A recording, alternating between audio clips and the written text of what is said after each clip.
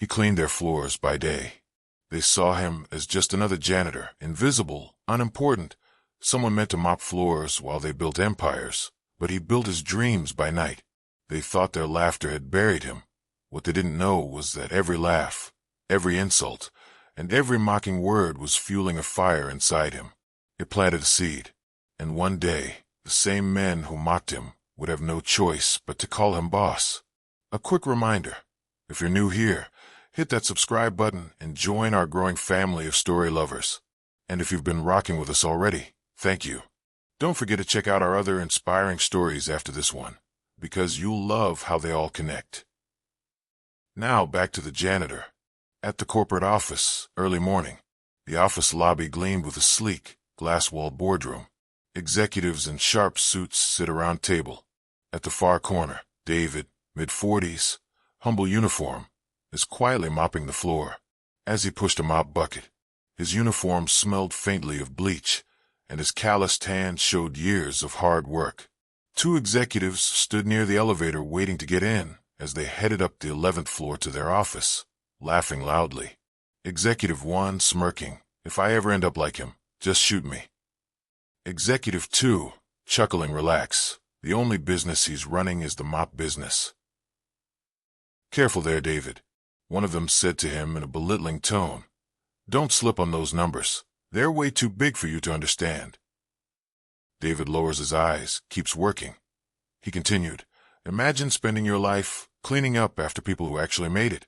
Must be nice to know your only promotion is the bigger mop." David's hand grips the mop tighter. His knuckles whiten, but he says nothing. They laughed as David quietly polished the marble floor beneath them, eyes down, but his jaw clenched. "David," to himself, under breath, "keep talking. You'll see."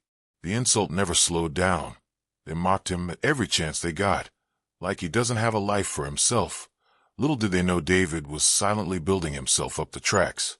Later that afternoon, in the break room, a group of interns joked about him.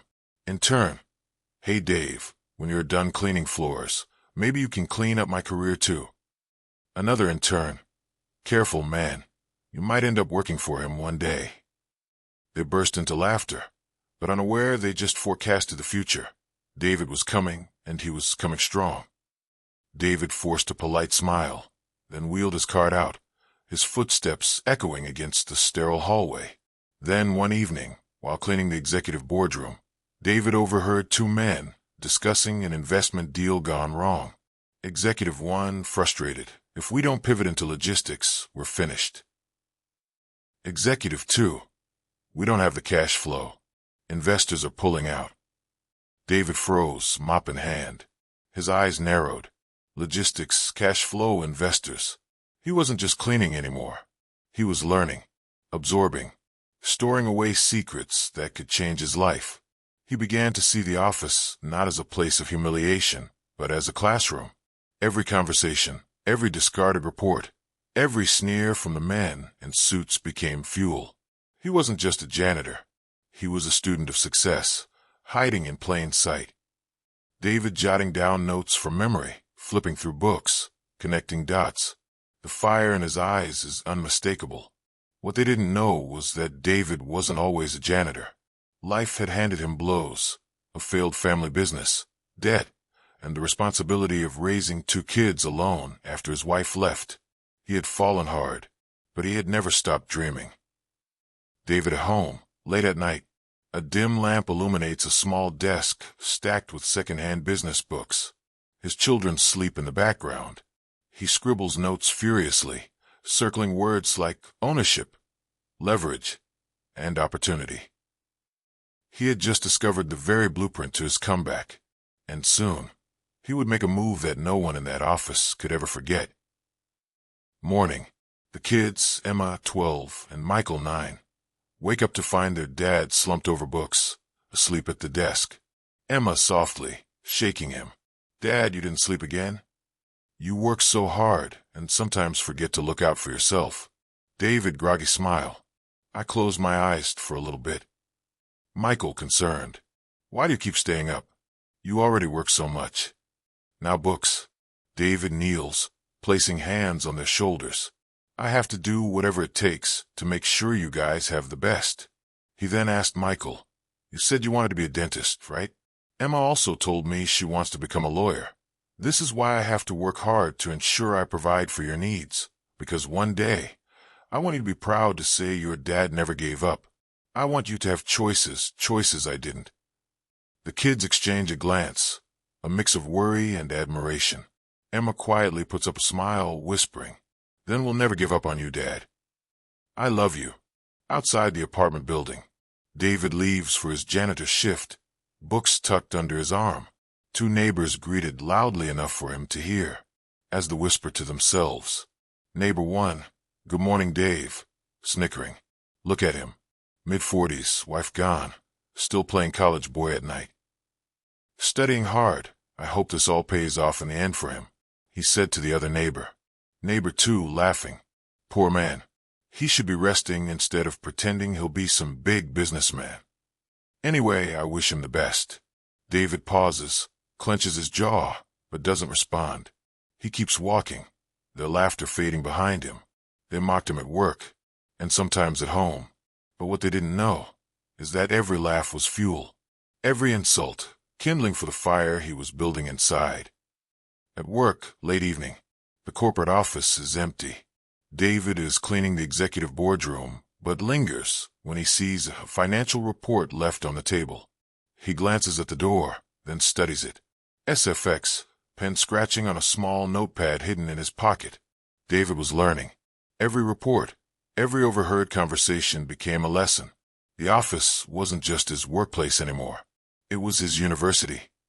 Later that evening, after he got back from work to the house looking tired, but happy about what he'd seen at the office, Emily hugging him. Daddy, you're late again. Were you cleaning the whole office-al? David kneels, tired but smiling. Yes, sweetheart.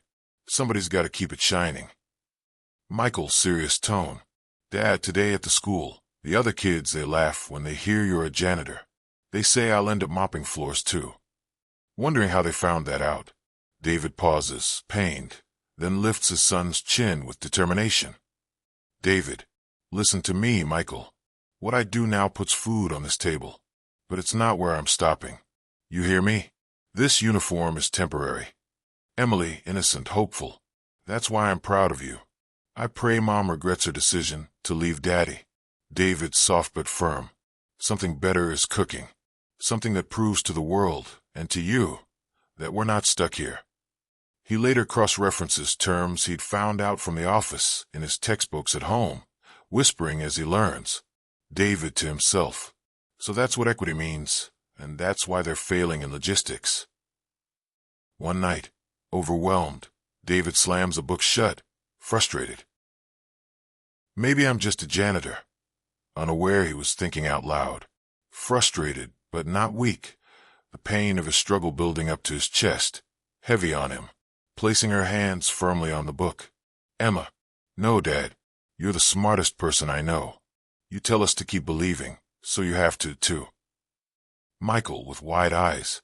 Yeah, and one day, I'll tell everyone my dad's the boss.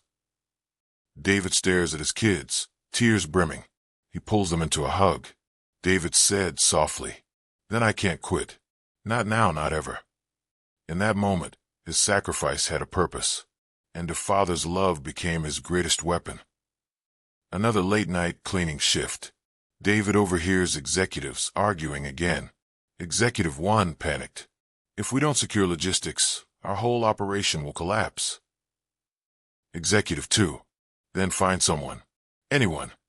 David freezes mid-mop, eyes sharpening. And that was the moment everything changed. Because David realized their greatest weakness was about to become his greatest opportunity. Sacrificed sleep, his peace, even his pride.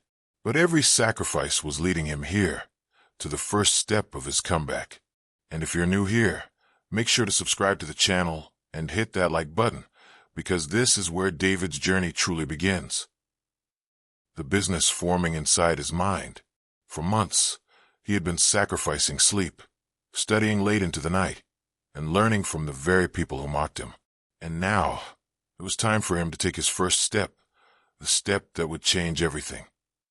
The spark of an idea came the next morning while David was mopping the marble lobby. He overhears two executives passing by, complaining. Executive 1, frustrated. The cleaning crew we hired last month was a disaster. Missed spots everywhere. Clients noticed. Executive 2, shaking head. If only we had someone reliable. David pauses, mop in hand. His reflection stares back at him from the polished floor. David to himself, quietly. Reliable. I can do that. David realized he didn't need to wait for an opportunity to knock. He could build the door himself. At home, David spreads a notebook on the table, his children sitting beside him. The cover reads, Business Plan. Emma curious. Dad, what's this? David smiling. This is our future. We're going to start a cleaning business. Not just me, us. Michael, eyes wide. Us? You mean like I can help too? David. Exactly. You'll help me with flyers, with calls, with anything you can. This is our family project. Our family dream. The kids exchange excited looks. Emma pulls the notebook closer. Emma. Okay then, let's do it. But you have to promise, we're not giving up halfway. David firm. Never. The family working together. David printing flyers on an old, noisy printer. Emma handing them out to neighbors. Michael sticking one to a community board, grinning proudly. They didn't have money. They didn't have investors. All they had was determination, second-hand supplies, and each other. Then they landed their first job. A small local bakery. The owner, Mrs. Lopez, looks skeptical as David explains. Humbly but confident. I know I don't have a big company name, but I promise you, if you give me one chance, this place will shine so bright your customers will notice. Mrs. Lopez studies him, then sighs. Mrs. Lopez. Fine. One trial. But if I see even one corner missed, you're done. David nods firmly. David, you won't regret this. Later that night, cleaning with kids. David and his kids clean the bakery after hours. Michael scrubs tables, Emma polishes glass, David mops. Michael laughing tired. Dad, I think this mop is taller than me. David chuckling. Then that means you're working twice as hard. They all laugh, the fatigue softened by joy. The bakery gleams by sunrise. It wasn't perfect. It wasn't easy. But it was theirs. Their very first job, their very first win. They also gained their first recognition. Next day, Mrs. Lopez enters the bakery, eyes widening at the spotless counters and sparkling floors. Mrs. Lopez impressed with how shiny and clean the bakery was. Well, I'll be. You really meant it. She pulls out her wallet, hands David cash. Thank you, ma'am. David appreciated it with a smile. Mrs. Lopez, come back next week, and maybe I'll tell a few of my friends about you. David's eyes well up. He looks at his kids with pride. David to Emma and Michael. We did it. Our first step. David sits at his desk again later that night, writing business name ideas. His kids sleep nearby. He pauses, gripping his pen. David whispers, One day, this name will be on the side of trucks, and the same men who mock me will see it outside their office window. David had taken his first step, but he had no idea that step would soon take him into boardrooms, contracts, and enemies' territory far greater than the men who once laughed at him. The journey had finally begun, but the road ahead was filled with challenges, rivals, and breakthroughs he never saw coming. David gets his first big contract, and his name finally begins to spread. But with recognition comes rivalry. David was about to find out that success has a price. David and his kids work tirelessly in small shops around town. Emma wipes glass until it sparkles. Michael sweeping and joking with store owners. David shaking hands with grateful clients. Word spread faster than David ever imagined. One happy client turned into 3, then 10. Soon, people weren't just asking for a cleaner, they were asking for David. Evening. David sits at his kitchen table with Emma and Michael. A letter lies on the table with the school district's logo. Emma reading. We are considering new cleaning contracts for local schools. Applicants must submit a proposal by the end of the month. She looks up at David, eyes wide. Emma, Dad, this is it. Michael, grinning. Imagine. A whole school. That's like 100 bakeries. David exhales deeply, holding the letter, doubt flickering in his eyes. David softly. A whole school. That's bigger than anything we've ever done. Emma, firm. Then it's time we think bigger. The proposal was next in line. David preparing his first professional proposal. Borrowing books on contracts from a library. Typing late into the night on a second-hand laptop. Emma proofreading. Michael doodling logo ideas. They didn't have lawyers. They didn't have consultants. But what they did have was heart. And sometimes, that's worth more than polished words. School board meeting room. Polished businessmen in suits sit across the table. David walks in wearing his best shirt, not fancy, but pressed and clean. He clutches his proposal nervously. Board member, glancing at his papers, skeptical. Mr. David, you don't represent a company, do you? David swallowing, then speaking clearly. I represent my family. And we may not be the biggest, but I can promise you this. No one will clean your schools like we will. Because we're not just here for money. We're here for pride, for community, for the future our children deserve. Silence fills the room. One board member, an older woman, raises her hand slightly. Board member 2, smiling faintly. I say we give him a chance. A vote takes place. Nervous seconds tick by. Finally, the chairperson nods. Chairperson, contract awarded. Congratulations, Mr. David. David closes his eyes, holding back tears. His children, waiting outside, rush in and hug him when they hear the news. Weeks later, the school gleams under David's care. Teachers compliment the clean halls. Parents nod approvingly. The local paper runs a headline. From janitor to business owner, David's success story. It was the breakthrough he had prayed for. His name was finally being spoken with respect. But success has a way of attracting shadows. That's when the rivalry appears. At the corporate office of a large cleaning company, a man in a sharp suit, Victor Hayes, tosses the newspaper on his desk angrily. Victor, cold, muttering. Who does he think he is? Some janitor stealing my contracts? This ends now. He picks up his phone, dialing someone with a sly smile. Victor, if the school board wants to play with amateurs, let's show them what real competition looks like. David at home, tucking his kids into bed. He looks out the window, the newspaper clipping framed on the wall behind him. His face beams with pride. But while David celebrated his breakthrough, a rival was already plotting his downfall. And soon, the man who cleaned their floors would be forced into the fight of his life. David had won his first big contract, and the world was beginning to notice. His rival strikes, and David's greatest test arrives. Will he survive the storm, or lose everything he fought for? The rivals strike. Victor Hayes, the rival cleaning tycoon, storms into the school board office, slamming documents on the table. This so-called janitor's company is undercutting prices, using family labor, and he has no real infrastructure. He's a liability. Cancel his contract before your schools suffer. Board chairperson interrupts calmly. Mr. Hayes, we've had 0 complaints. In fact, the staff and parents are happier than ever. Victor, furious.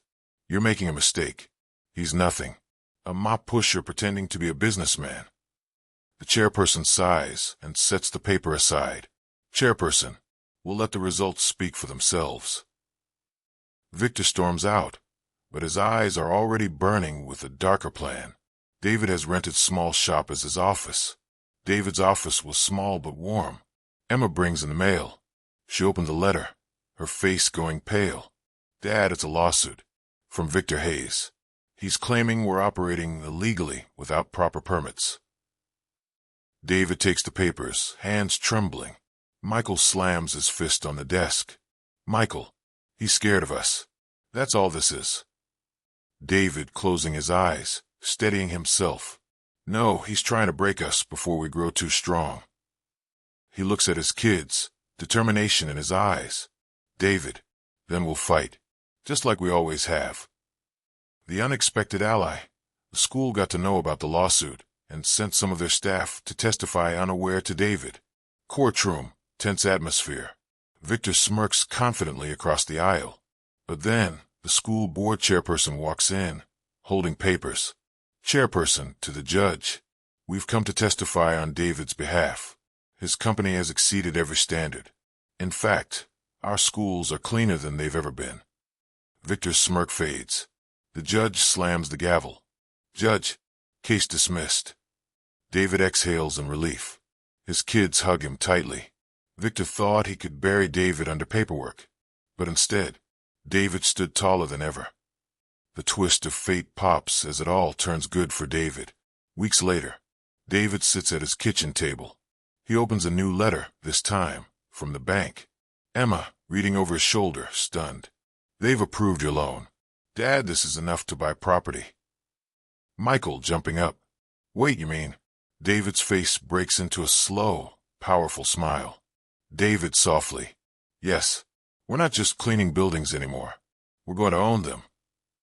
Corporate office, early morning. The same glass building where David once mopped floors. Executives sit around the boardroom, whispering. Victor storms in angrily. What's going on? Why am I hearing rumors? The doors swing open. David walks in, not in a janitor's uniform, but in a tailored suit. Emma and Michael follow proudly behind. David calmly to the room. Good morning, gentlemen. As of this morning, this building belongs to me. Gasps fill the room. Victor turns pale. Victor. No, this isn't possible. David locking eyes with him. Oh, it's very possible. While you were busy trying to tear me down, I was building up. And now the man you mocked is the man who signs your checks. Victor stumbles back, speechless. David turns to the executives. David firm but calm. We're going to run things differently. With respect, with dignity, and with vision. The days of mocking the janitor are over. The room erupts in quiet awe. Emma and Michael beam with pride. Victor slinks out, humiliated. David walks through the lobby. Employees nod respectfully. The same marble floors he once mopped gleam beneath his feet. But now, he owns them. They called him a janitor. They laughed at his dreams. But dreams don't die in the dark. They sharpen. They grow. And one day, when the world least expects it, they rise. David in his new corner office. He looks out over the city skyline, his children standing proudly beside him. David softly, almost to himself. Never let anyone tell you who you are. Write your own story. David's journey is proof. It doesn't matter where you start. What matters is where you refuse to stop. From mop bucket to boardroom, from mocked to respected. His story is a reminder that revenge isn't always about destroying your enemies sometimes. It's simply living so well that they can't ignore you anymore. Would you rather get revenge by humiliating those who mocked you, or by succeeding so big they can't touch you? Let us know in the comments. If you love David's story, hit subscribe and join us for more powerful tales of resilience and redemption. Because every janitor, every underdog, every forgotten dream has a story worth telling. This is Tracelight Stories. Thank you for watching and check out our other stories.